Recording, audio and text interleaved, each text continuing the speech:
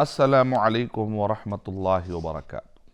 الحمدللہ رب العالمین والصلاة والسلام علی رسولہ الکریم وعلی آلہ واصحابہ اجمعین، اما بعد فاعوذ باللہ من الشیطان الرجیم، بسم اللہ الرحمن الرحیم۔ شہر رمضان الذی انزل فیہ القرآن ھدی للناس وبینات من الھدی والفرقان، رب اشرح لی صدری ویسر لی امری واحلل عقدۃ من لسانی یفقہوا قولی۔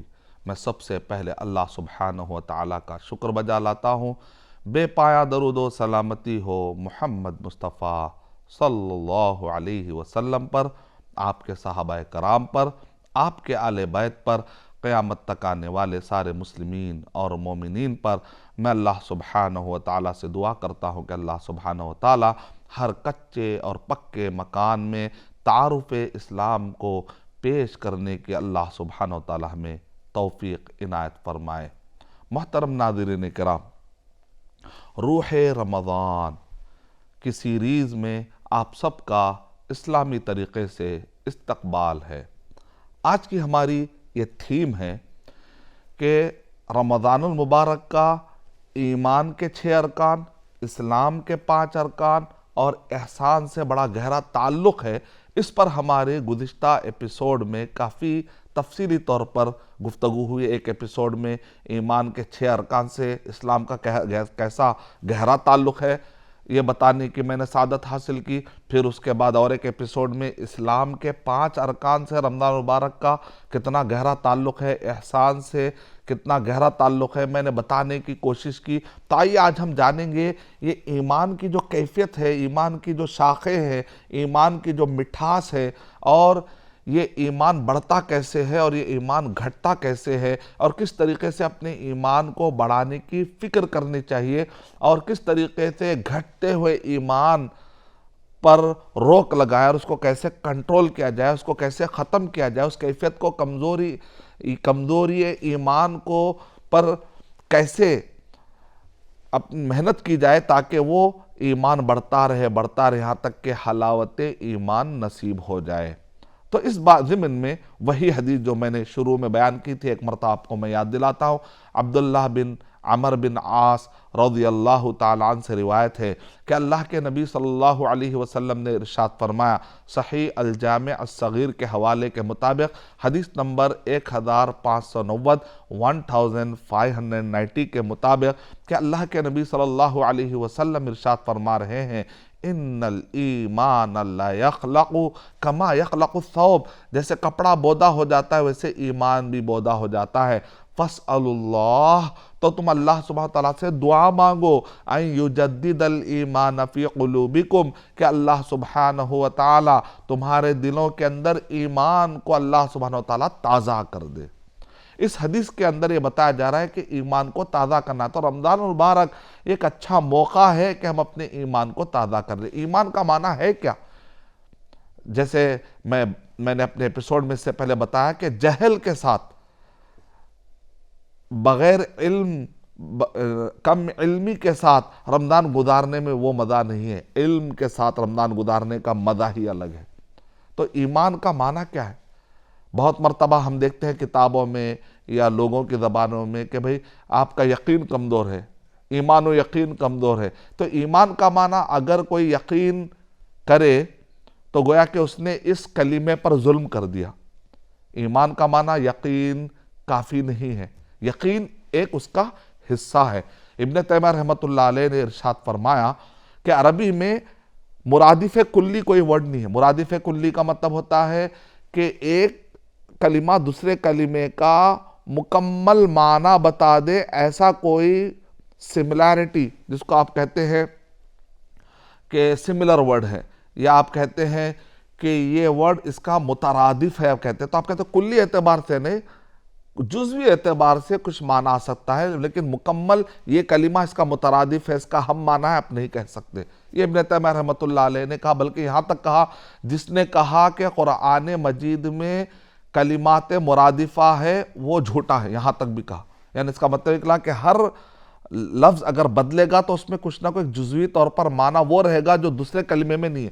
اگر آپ یہ کہیں گے کہ ایمان اور یقین دونوں ایک ہی ہم معنی ہے تو آپ نے اس کلمے پر بھی ظلم کر دیا. اور ابن تیمیہ رحمۃ اللہ علیہ کے حساب سے گویا کہ آپ نے سچائی کے ساتھ آپ نے نمائندگی نہیں کی قرآن مجید کے کلمات کو سمجھانے میں. تو اس کے اندر آپ کو تصدیق کا ورڈ بھی ایڈ کرنا پڑے گا. صرف یقین کافی نہیں ہے، معرفت کافی نہیں ہے، محبت کافی نہیں ہے. کچھ لوگ ایمان کا معنی محبت کر دیتے ہیں، ناقص معنی ہے. ایمان کا معنی معرفت کر دیتے ہیں، ناقص معنی ہے. ایمان کا معنی یقین کر دیتے ہیں، ناقص معنی ہے. ایمان کا معنی تصدیق کر دیتے ہیں. یہ سب ملا کر محبت، یقین، معرفت اور تصدیق، جب تک آپ تصدیق کا ورڈ ایڈ نہیں کریں گے معنی مکمل نہیں ہوتا. قرآن مجید میں سورہ یوسف پڑھیے تو وہاں پر اللہ سبحانہ وتعالیٰ نے ایمان کے ورڈ کو تصدیق کے لیے استعمال کیا. وَمَا آتَ بِمُؤْمِنٍ لَنَا وَلَوْ كُنَّا صَادِقِينَ. یعقوب علیہ السلام کے پاس بچے آ کر کہہ رہے ہیں یوسف علیہ السلام کا ثابت کرتا لا کر کہہ رہے کہ بھیڑیے نے کھا لیا. اگر بھیڑیے نے کھایا تو کپڑا تو پھٹے گا نا. ایسا تو نہیں کہ بھیڑا بڑا با ادب ہو گیا ہے کہ کپڑا نکالے گا اس کے بعد یوسف علیہ السلام کو کھائے گا. یعقوب علیہ السلام سمجھ گئے کہ مجھے پھرا رہے یا جھوٹ بول رہے ہیں یہ لوگ، اور یہ ثابت کپڑا لا کر اس پر تھوڑا خون لگا کر مجھے چکما دینے کی کوشش کر رہے ہیں. اور وہ لوگوں کو یعقوب علیہ السلام کے ایکسپریشن سے یہ بھی یقین ہو رہا تھا کہ ابا ان کی بات ماننے والے نہیں ہیں. تو اس لیے وہ کیا کہہ رہے ہیں وَمَا أَنْتَ بِمُؤْمِنٍ لَنَا وَلَوْ كُنَّا صَادِقِينَ. اے ابا جان آپ ہماری باتوں کی تصدیق نہیں کرتے اگرچہ کہ ہم سچے. یعنی مطلب یہاں پر ایمان کا جو ورڈ آیا ہے تصدیق کے معنی میں، تو اس کا مطلب یہ نکلا کہ اللہ سبحانہ وتعالیٰ کی معرفت کافی نہیں ہے، صرف اللہ ہے کہہ کر یقین کر لینا کافی نہیں ہے، تصدیق کرنا بہت ضروری. یہ ایمان کی کیفیت ہے. مثال کے طور پر امام ابو حنیفہ رحمۃ اللہ علیہ نے ارشاد فرمایا کہ جس نے یہ کہا کہ معرفت کافی ہے ایمان کے لیے تو اس کے اور ابلیس کے ایمان میں کوئی فرق نہیں، کیونکہ ابلیس کو بڑی معرفت تھی. جو ابلیس ہے وہ کیا کہتا تھا ربی آذرنی، اے میرے رب تو مجھے مہلت دے. قرآن مجید میں ابلیس کی دعا بتائی گئی. ابلیس بھی دعا کر رہا ہے اللہ تعالیٰ سے، کیا کہہ رہا ہے اے میرے رب. تو اپنا رب مان رہا، نہ صرف اللہ نے پیدا کیا مان رہا بلکہ اللہ ہی پال رہا ہے. نہ صرف اللہ نے پیدا کیا ابلیس کو بلکہ ابلیس کو پال بھی رہا ہے. یعنی ابلیس یہ مان رہا ہے کہ اللہ تو ہی مجھے پالنے والا ہے. لیکن جب اللہ سبحانہ وتعالیٰ نے سجدہ کرنے کے لیے کہا تو ابلیس نے سجدہ نہیں کیا، تصدیق نہیں کی. اس کا مطلب نکلا کہ صرف مان لینا کافی نہیں ہے کہ اللہ تعالیٰ ہے. ویسے تو دنیا میں بہت سارے لوگ ہیں کہ کہتے ہیں کہ بھئی اوپر کوئی ہے، اوپر کوئی، اتنا کافی نہیں ہے. اللہ ہی ہے. ابلیس تو کہتا تھا اللہ ہی ہے، نہ صرف اللہ ہے بلکہ اللہ پال بھی رہا ہے، تب بھی کافی نہیں ہے. صرف ربوبیت کافی نہیں ہے، الوہیت بھی ضروری ہے، تصدیق ضروری ہے. اس کا مطلب کیا نکلا کہ آدمی عبادت کر کے یہ ثابت کرتا ہے کہ اللہ سبحانہ وتعالیٰ میں تصدیق کرتا ہوں کہ تو ہی میرا معبود حقیقی ہے. صرف میں مانتا نہیں ہوں بلکہ میں اپنے عمل سے تصدیق کر کے بتا رہا ہوں، یہ ہے میرا ایمان. تو ایمان کے لفظ میں ہی تصدیق کا معنی شامل ہے، تو تصدیق کرتا ہے. اب اس پہ اور آگے بڑھتے ہیں. امام نووی رحمۃ اللہ علیہ نے صحیح مسلم کی شرح میں بڑے اقوال نقل کی ہے کہ ایمان کو سمجھانے کے لیے. تو ایمان کا ڈیفینیشن شرح میں، شرح صحیح مسلم کے اندر بڑا پیارے انداز میں ایک محدث سے نقل کیا گیا. وہ یہ ہے الایمان خمس نونات. ایمان 5 نون کا نام ہے. نون کیا نون کہتے ہیں؟ آپ کہتے ہیں اقرار باللسان، نان آخر میں نون آیا دیکھیں. لسان یعنی زبان سے اقرار کرنا، وتصدیق بالجنان، جنان کہتے ہیں آدمی کے دل کو، دل سے تصدیق کرنا.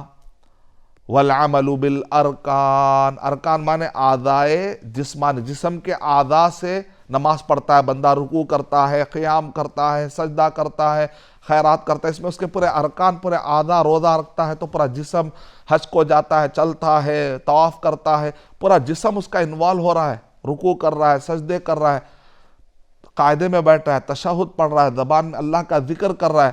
تو اس کے جسم کے پورے ارکان اور اعضاء استعمال میں آ رہے ہیں.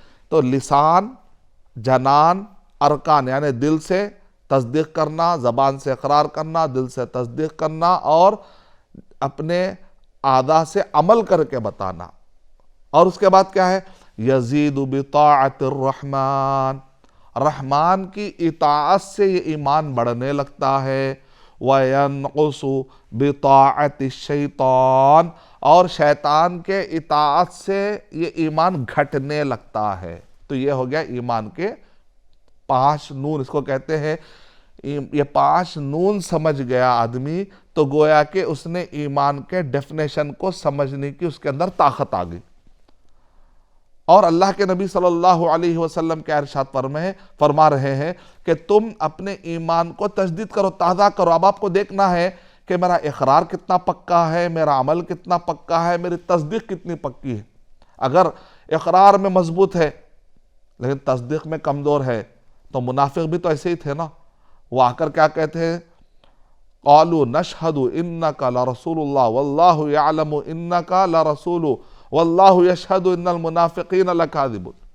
سورہ منافقون پڑھی آپ۔ اے اللہ کے نبی صلی اللہ علیہ وسلم، آپ کے پاس منافقین آتے ہیں اور آ کر کہتے ہیں، قسمیں کھا کر ہم گواہی دیتے ہیں، تو اللہ تعالیٰ میں بھی گواہی دیتا ہوں کہ جھوٹے۔ اس کا مطلب اقرار کافی نہیں ہے۔ وَمِنَ النَّاسِ مَن يَقُولُ آمَنَّا بِاللَّهِ وَبِالْيَوْمِ الْآخِرِ وَمَا هُمْ بِمُؤْمِنِينَ، لوگوں میں سے کچھ ہے کہتے ہیں ہم اللہ پر، آخرت پر ایمان لائے۔ بول لینے سے کیا ہوتا؟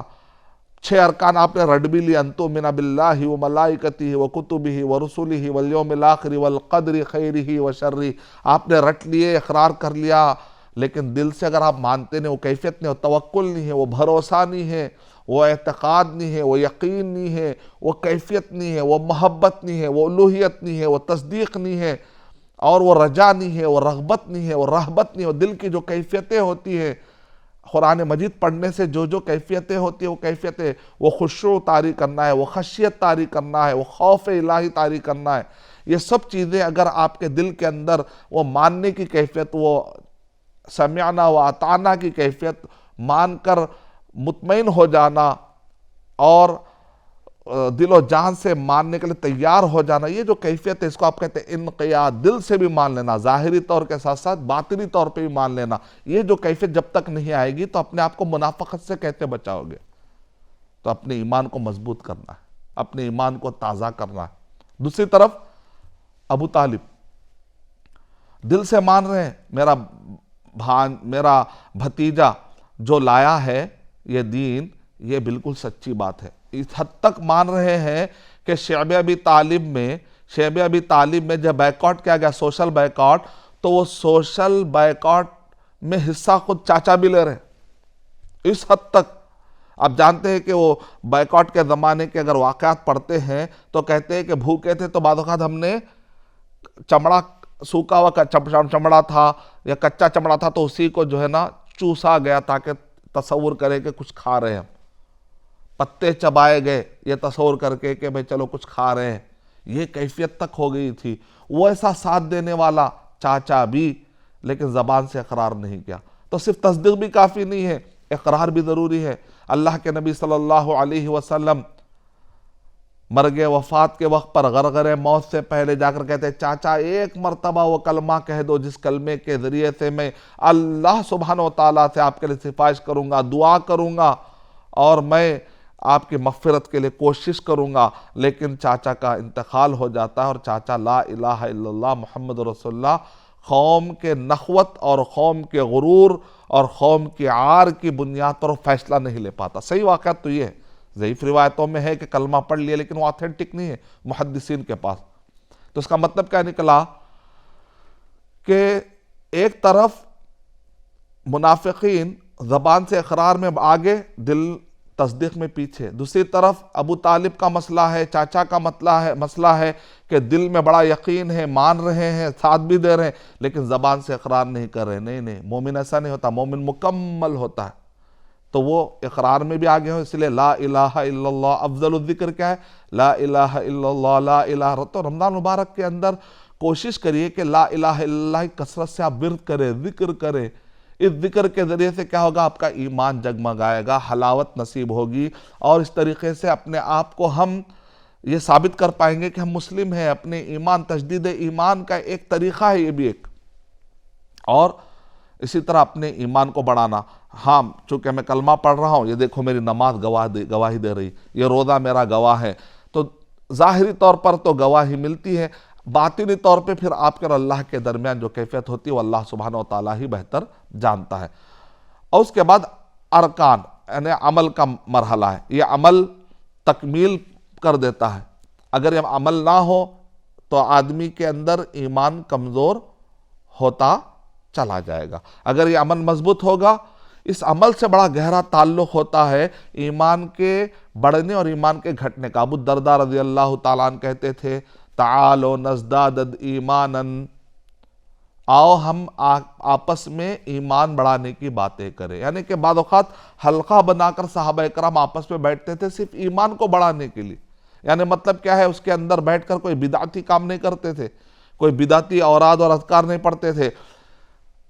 ایسے کچھ آیتیں اور حدیثوں پر تدبر کرتے تھے جس کے ذریعے سے ان کے لائف میں جو عمل میں کوتاہی ہو رہی ہو تو اس عمل کو بڑھانے کی کوشش کرے، یا کوئی چیز کو اور آگے بڑھانا ہے تو آپس میں ایک دوسرے سے مشورہ کرنے سے، ایک دوسرے کو آیتیں یاد دلانے سے. تذکر فذکر فإن الذکریٰ تنفع المؤمنین، ایک یاد دلایا کرو کیونکہ یاد دلانے سے مومنوں کو فائدہ ہوتا ہے.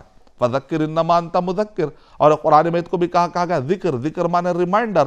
تو ایک دوسرے کو یاد دلانے سے ایمان کیا ہوتا ہے، بڑھتے رہتا ہے. تو اس طریقے سے تعالوا نزداد ایمانا. اور اسی لیے صحابہ اکرام سے پوچھا گیا کیا ایمان گھٹتا بھی اور بڑھتا بھی ہے؟ تو صحابی نے کیا کہا، ہاں کبھی یہ ایمان بڑھتا ہے تو دنیا کے اونچے پہاڑوں سے بھی آگے نکل جاتا ہے، لیکن جب یہ ایمان کمزور ہو جاتا ہے تو مکھی سے بھی کمزور ہونے لگتا ہے. کا مطلب یہ نکلا کہ ایمان کو بڑھانے کی فکر، اس کے لیے صحبت، نیک لوگوں کی صحبت، قرآن مجید سے تعلق، قرآن مجید کی تلاوت، رمضان مبارک کا مہینہ تلاوت کا مہینہ بنا لیجئے. اور بعض لوگ کہتے ہیں بھئی ہم سمجھ کر پڑھیں یا بغیر سمجھے پڑھیں. میرے بھائی 2 ٹائم بنا لیجئے آپ.